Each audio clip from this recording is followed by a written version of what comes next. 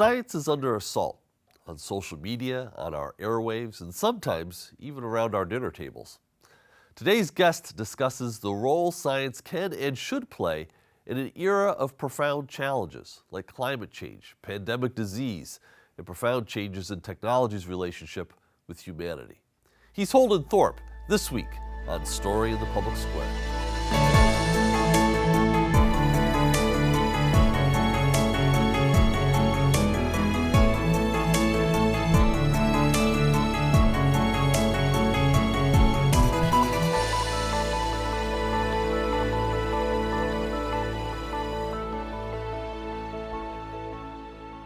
Hello and welcome to A Story in the Public Square, where storytelling meets public affairs. I'm Jim Ludis from the Pell Center at Salve Regina University. And I'm G. Wayne Miller, also with the Pell Center at Salve. This week we're joined by Holden Thorp, an accomplished educator and research scientist. He's now the editor-in-chief of Science and its family of publications, as well as being a fellow at the American Association for the Advancement of Science. He joins us today from Orlando. Holden, thank you so much for being with us. Thank you. It's great to be with you. You know, in the green room before we started taping, Wayne and I were talking about what science has meant in the last couple of years.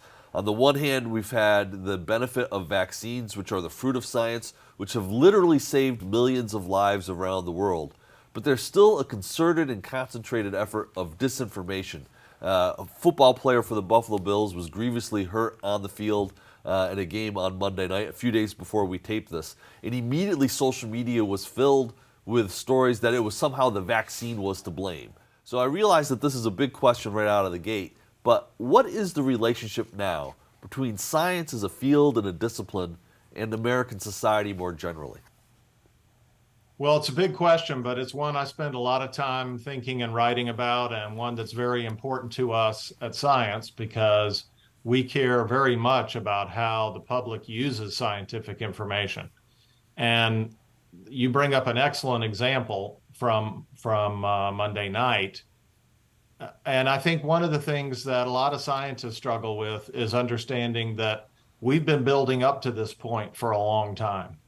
There was a time when science was respected by everyone, and where scientific information was treated in the way that most scientists would hope it would be, as something that everybody should take seriously. But two things have happened in parallel that have brought us to this point. On the one hand, on the one side, there's kind of a political movement that says, well, we want you all to generate scientific information, but then we want to be the ones to decide what to do with it. And if it conflicts with our ideology or our religion, then, we reserve the right to doubt it. And then on the other side, you have the scientists who really don't understand that this has been happening, because we think if everybody understood science as well as we do and understood how beautiful it was, then they would agree with us about all of this. And that's not really the debate. The debate is, where does science stand in the hierarchy of decision making?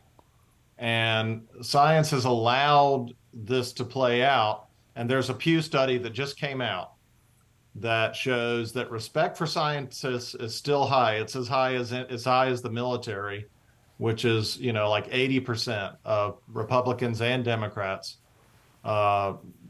respect scientists as much as they respect any other group. But where the difference is that Democrats want scientists to be involved in setting policies that come from science, and Republicans want scientists to generate facts so that then they can set the policies. And that's really where this comes. So if you have the scientific facts that say the vaccine is safe and everybody needs to get it, then you have one group that says, okay, good, that sounds good, scientists. And then you have another group that says, okay, thanks for telling us that, but we have these other things that we're balancing, and we've decided, you're not the priority. And that's really where this comes from. I'm reminded of when I was a student, an undergraduate student, a professor said to me at some point, if you're interested in certainty, study theology. Science is not certainty. What is science? Yeah, so science isn't this book of facts that falls out of the sky. Science is a process that is carried out by human beings who are fallible, who have every characteristic that humans have doing anything else. That's what makes my job interesting. If scientists were infallible, then there wouldn't really be a role for me. So that's the first thing. But the second thing is that science has built into it processes that allow us to converge on the truth. A lot of people who try to undermine science say, oh, well, they're just engaged in groupthink and they only just believe what they like. Well, the truth is the best way to get a publication in science is to show that something that we all believed for a long time needs to be adjusted. That's science values disproving our long-held beliefs. But we have very strict processes for how that happens, which is not going on social media or writing an opinion piece for the Wall Street Journal or going on a podcast and just expressing yourself.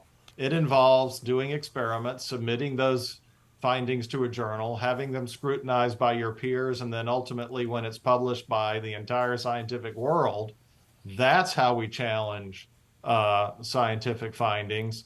And that's something that we value greatly.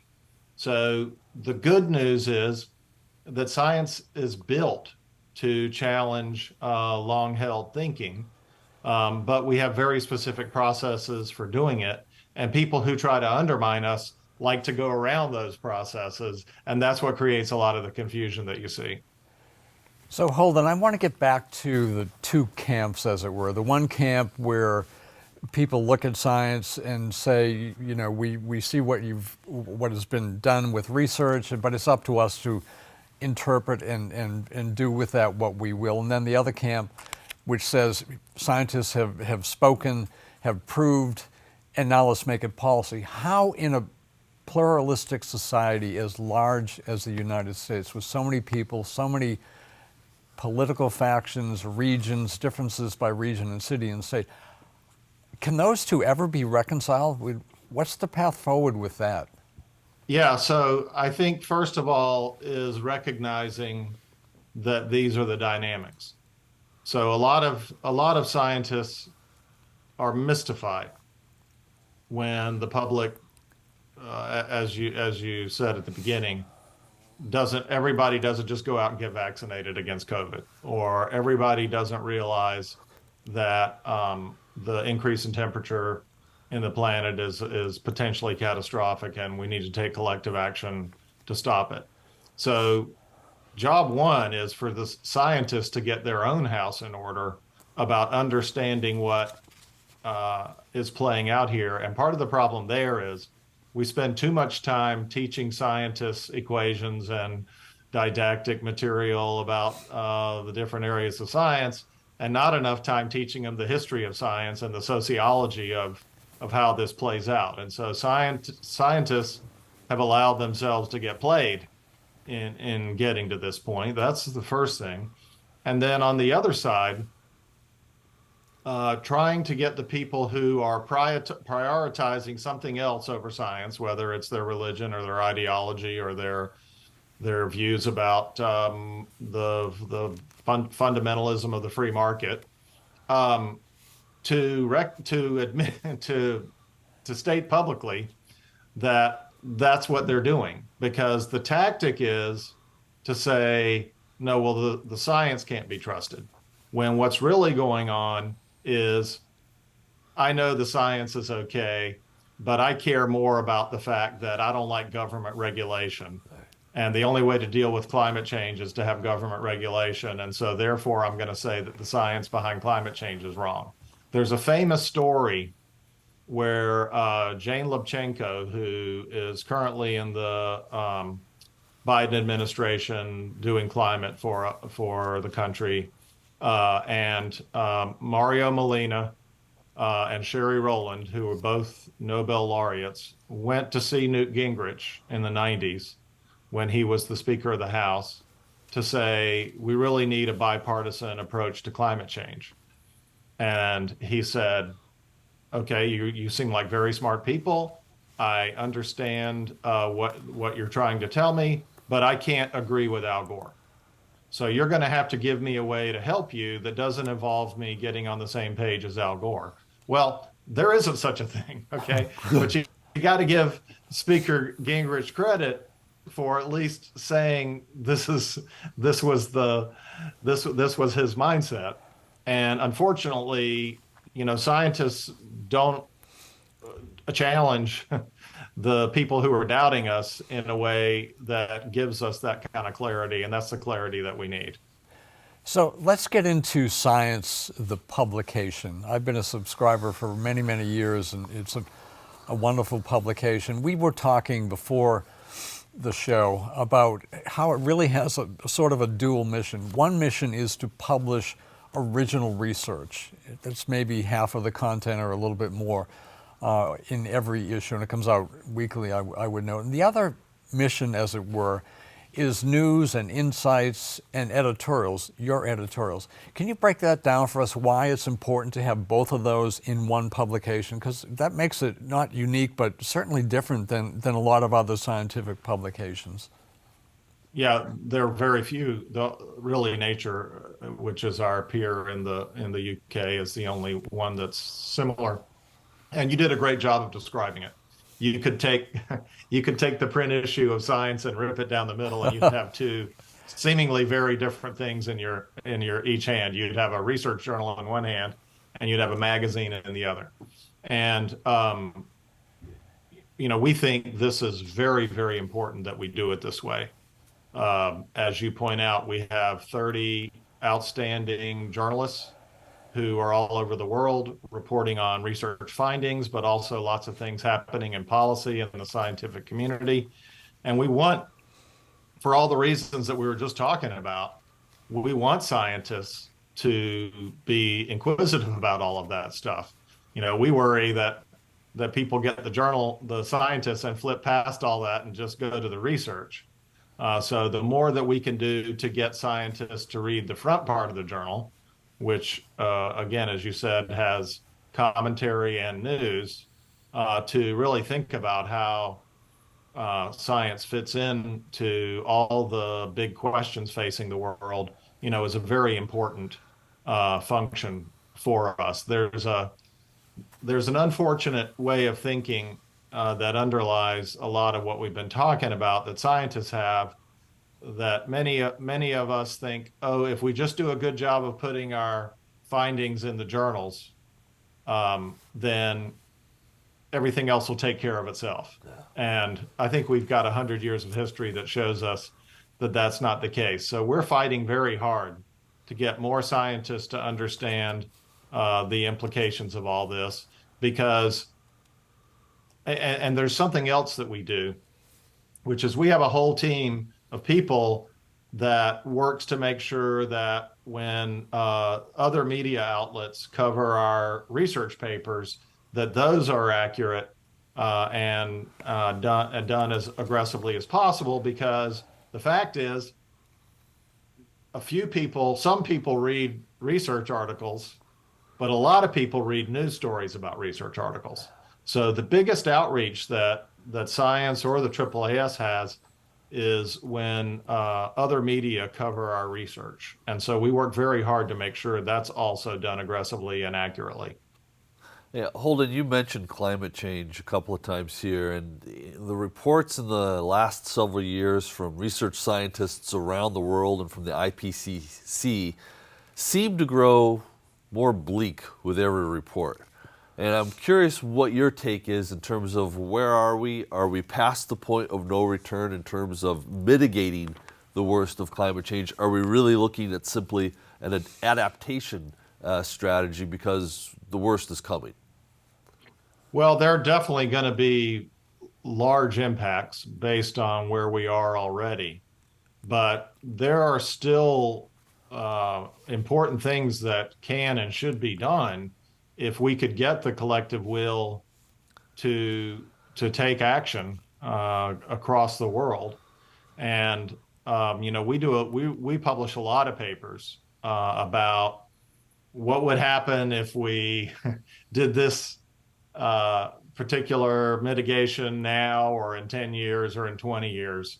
And so far, we haven't reached a point where it isn't better to go ahead and start doing things to mitigate climate change, because as you see, at one day was we were going to get to 1 degree C increase, and then 1.5, and 2. We hope we never get to a 2 degree increase, but it's possible. And so we want to bring that number down as much as we can, but we're just a long way from having the collective will to do that. And as I said, it's really a struggle between people who think that collective action is useful and people who have an individualistic view that says that we should never have force individuals to make particular choices about the way they use energy. And that's a political and philosophical struggle, not a scientific struggle. Yeah. The scientific part is clear. We're going to have major impacts, but they could be lessened if we'd take collective action. And so these questions are about policy and politics and communication. I want to switch gears a little bit. I teach one class a year, and at the end of this past semester, as I was grading the last set of papers, a friend of mine sent me a link to an artificial intelligence chatbot, and I put into that system the same prompt I had given my students, and what I got back was terrifying because it was so natural, so authentically written, so persuasively human that I had a hard time distinguishing between it and some of the stuff that my students had written. Where does that technology stand? And what does it mean for the future of humanity, to put it in the broadest terms? Yeah, well, I teach a class that might be somewhat similar at George Washington University about all the things that we've been talking about. And I think every professor did this. I did the same thing that you did. And I mean, I think as a practical implication of this particular thing we're talking about, Chat GPT, I think it's called. That's exactly it.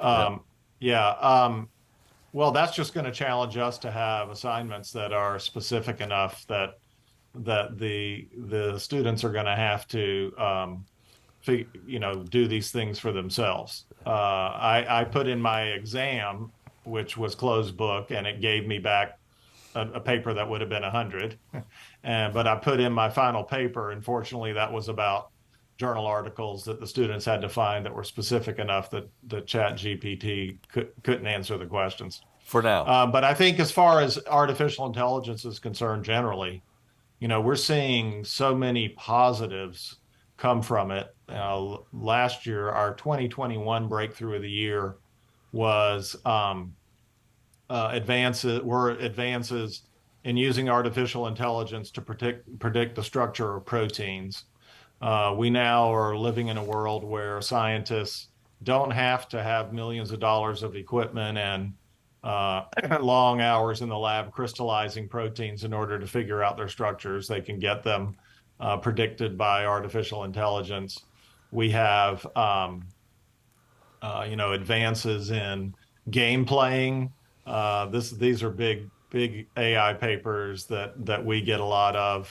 The latest one we just published on was Stratego. It turns out Stratego is hard to do with a computer, but of course the group, these groups are working on these things.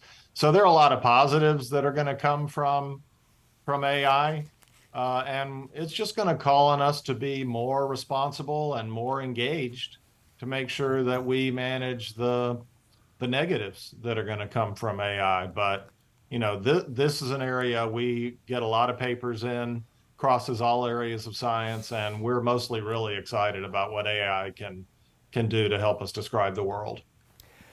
So Holden, as with any other endeavor, scientific research occasionally is fraudulent. And you had a story recently in Science involving a paleontologist who was, quote, accused of fraud in dino-killing asteroid paper. And we don't need to get into that paper, but why is it important for AAAS and for science to report on these cases? And what can be done to address fraud? I mean, fraud, as I said earlier, it's universal. It's part of humanity, I guess. Yeah, well, like I said, scientists are human beings, and they have every flaw that human beings have doing anything else. So, of course, there are going to be instances where people take shortcuts or worse in getting glory that can come from scientific advances. But it's critically important for us to demonstrate that, as I said a little while ago, science is an honorably self-correcting process. We correct ourselves, and in the long run, we do it with good intentions, even though there may be bad intentions in the short term. And that impacts both sides of our publication that we were talking about. The news side covers, as you pointed out, instances of fraud, and the research side has to go in, and when we have problems with papers that we've published, be very forthright about correcting those. And we're always in this back and forth. Sometimes we have our news section, because they're editorially independent from research, commenting on problem papers that we have in the research side.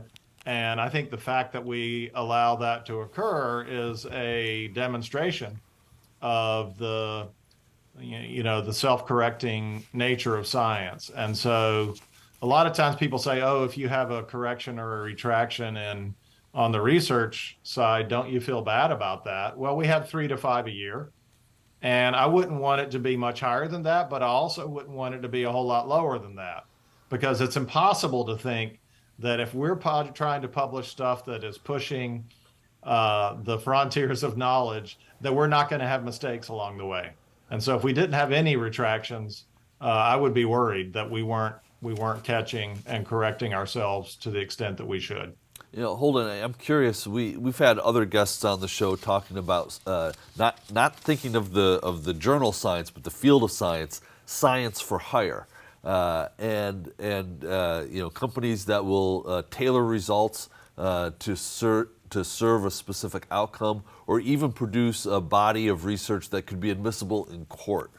And I'm wondering if you have any thoughts about how legitimate science can respond to defend the integrity of the field when there are people who are playing these games simply for profit.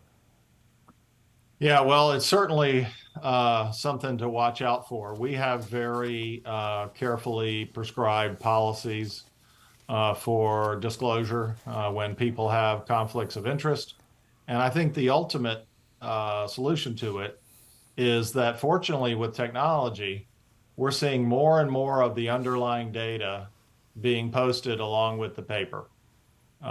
Every year, it gets more and more sophisticated, the ways that we can document and make available all of the data that go behind a paper. And that means that anybody who reads that paper, who has the expertise, can take those data and do their own analysis. And sometimes there are companies that want to publish with us, but they don't want to disclose as much as we require. And we try to be very hard-nosed about that. We're always finding new ways that we have to put in place to make sure that the underlying data are there. But ultimately, like anything, the more sunshine there is on what's going on, the better. And thankfully now, with the way storage and everything has happened on the internet and accessibility, we require extensive disclosure of underlying data. And if a company doesn't want to provide that, then we don't want their paper. So Holden, we have a little less than 2 minutes left here, and this could be a whole separate show, but the 2022 breakthrough of the year was the James Webb Space Telescope.